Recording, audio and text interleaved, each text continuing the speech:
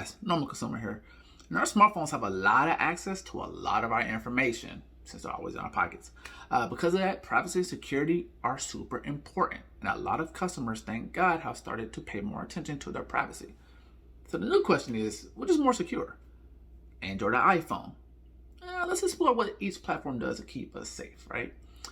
Well, before I get too deep into the video, as usual, if I can make you chuckle before the end of the video, if you learn something new, if you like how I'm rocking, or if you just like my vibe, then go ahead, like and subscribe. And while you're at it, hit the bell icon too to turn on your notifications. That way, ding, you know when I upload something new. Also, I'm not gonna hold you. It's gonna be one of my longer videos. Because of that, there will be chapters down below which take you to any session which sounds interesting to you. There will also be links to all of the sources I use to make this video. With that out the way, let's get back to it. Now, the question has been asked for years, ever since high-profile vulnerabilities and hacks have began plaguing our smartphones and our lives more and more, like Cambridge Analytica. Apple jumped ahead of the competition and began to focus more and more on privacy. The company's added more and more ways to keep its users safe. A few of the standouts that have been recently introduced are the app tracking transparency, private relay, and hide my email features. Amazing if you use an iPhone or an iPad, but what about Android users? Let's talk about it. Let's go ahead and get into it. But first, let's start with some features that both actually have in common. Android's come a long way. So one thing that a lot of people bring up is that our smartphones are watching and listening to us 24/7.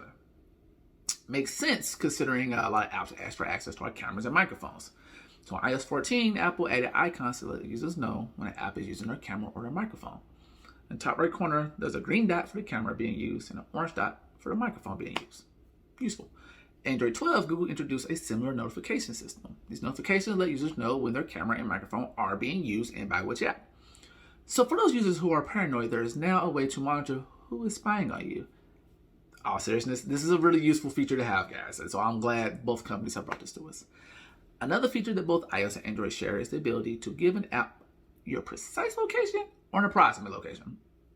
Basically, when an app asks you to utilize your location, you have the option to let it know exactly where you are, pinpoint, or you can give it an approximate location, which lets it know where you are within a radius. Great feature. I love being able to control which app knows exactly where I am. Like, I'm okay letting apps, Google Maps, Waze, DoorDash, know exactly where I am. I need my food, and my exact location is kind of needed for that. I don't know if Genshin Impact needs to know exactly where I am, unless they're going to give me some free characters, free currency, something like that. That's the first app to pop in my head. Moral of the story, not all apps need to know exactly where you are. And one last thing that both iOS and Android have in common is that they snitch on apps which access your clipboard. This was introduced to iOS 14 and Android 12 respectively. Now, why does this matter, you may ask? If you have the intention of copying some text into another app, that's fine, like a password, as long as another app doesn't third-party that information. Some apps in the background can access your clipboard, which is an issue if it isn't your intention to give that specific app access to the information. Now, these three changes have allowed users to know what apps are doing and control what apps should not be doing, which allows users to have more power over what their apps are doing, which is good. Both operating systems offer granular permission controls as well, which allow you to pick which permissions the app has access to. Very useful. Yeah, so what does iOS have that is unique to it? Well, for starters, as I said, app tracking transparency, private relay, and have my email features. Let me go ahead and get into those. Now, iOS 14.5, Apple introduced app tracking transparency. If you're using an iOS device, it is when you open the app, it pops up asking if you want to allow an app to track you. The point of this is to give users the control over which apps and companies track their usage and their information. Facebook was angry when Apple introduced this because it let users keep Facebook from easily tracking them, because users could say no. As we all know, Facebook has a scary amount of information on all of its users around the globe. The company sells this information to advertisers so they can make ads more personal. Facebook makes money from selling your information, which you give them access to. Facebook and other free services aren't exactly free. You don't pay monetarily, but you do pay with your privacy. By Apple giving you the ability to opt out, the company is giving users an extra way to protect their information. Shout out to Apple, always protecting the little guys. Next up is private relay. Now, the internet can be both fun and scary, right? There are plenty of websites that track your every move on the internet. Kind of scary. Thanks to Private Relay from Apple, you can keep your information and your privacy safe. Again, shout out Apple. As Apple explains it, Private Relay makes it impossible for any party to see who you are and what sites you have visited. It does this by sending your information through two different relays. The first is operated by Apple and is, of course, secure. Your IP address is visible to your network provider and this relay. This relay encrypts your DNS records, thus keeping either party from seeing the websites you have visited. I know some people are happy about that.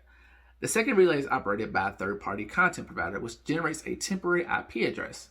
It also decrypts the web address of the site you're visiting and connects you to that site. Kind of like call forwarding. It's technical, and because of that, there will be a link down below, again, that explains it better. Just know that your privacy is taken care of and secured thanks to this private relay. One caveat about it, though, is that private relay is only accessible if you have an iCloud Plus subscription.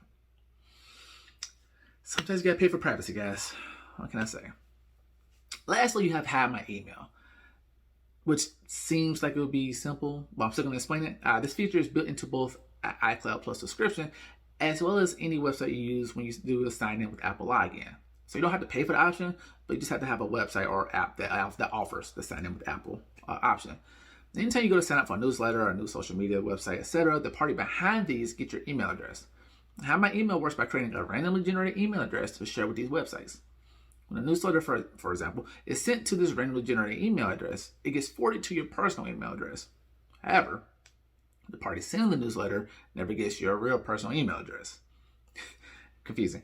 Your personal email addresses are generally used as usernames when you create new online accounts. And as a result, keeping your personal email address hidden is a good way to make it harder for a malicious party to hack your accounts. You can't have the email, you can't have a username, and you don't have the password. You need both to work. At least in my mind. Okay. So what does Android have to offer? Because it seems like Apple has everything in terms of privacy and Android has nothing, right? That wouldn't be entirely correct. There's one thing that Android offers that iOS does not, well, at least as of this video, and that's called Privacy Dashboard. The Privacy Dashboard in Android 12 gives you a list of apps which have access permissions. It even lets you know when these apps have access to these permissions. Now, Apple has something similar, but it isn't as user-friendly, and it also only shows apps which access your location over the past 24 hours.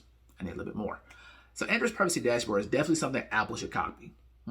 The dashboard gives a better look at what apps are accessing the permissions, and which gives users the power to better control these apps. I'm honestly surprised Apple hasn't copied that yet. So now the real question is iOS more secure? This is the fun part. Trying to give a yes or no answer to which is more secure, iOS or Android, is kind of tough. You see, I use both iOS and Android off and on. In fact, I jump between the Fold 3, which I'm recording on currently, and my iPhone 13 Pro Max every now and then because I get bored. I want to try something different. In my personal experience, I've never had any real issue privacy-wise with Android. That could be because I understand Google's business model, right? Google owns Android, and Google makes a lot of its money from selling to advertisers. Don't get it twisted, it's not malicious, and the company actually doesn't sell your personal information.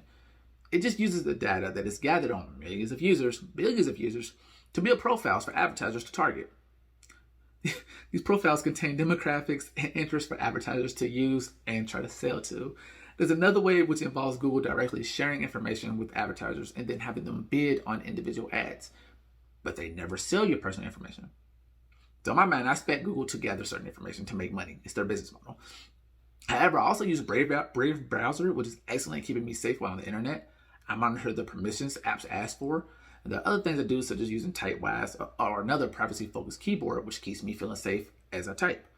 iOS doesn't look to use its customers' information to make money. Instead, the company relies on solid hardware, software, and services to make its money, and that clearly has worked for them. So in my mind, which do I think is safer? Paper, and in practice, iOS is typically safer, more private, and respects your information. However, this doesn't mean Android is a nightmare when it comes to privacy. There are steps you can take to minimize risk while using Android, like using a password manager and a VPN. That brings us to the end of this lengthy video. And if you stuck around through the entire video, I want to thank you from the bottom of my heart. Now, this video was made with the intention of sharing knowledge with you guys. So that way you can better understand how iOS and Android keep you safe. I'm nowhere near a security expert, all right? I'm just a guy who loves to learn and share what I have learned. And with that said, if you enjoyed this video, If you learned something new, if I made you chuckle before the end of this long video, or if you just like my vibe, then go ahead, like, subscribe. And don't forget to hit the bell icon to turn on those notifications. That way, ding, you know when to upload something new. And let me know what you think about the video down in the comments. Be honest, guys. This has been Normal Consumer, and I'll catch you on the next one.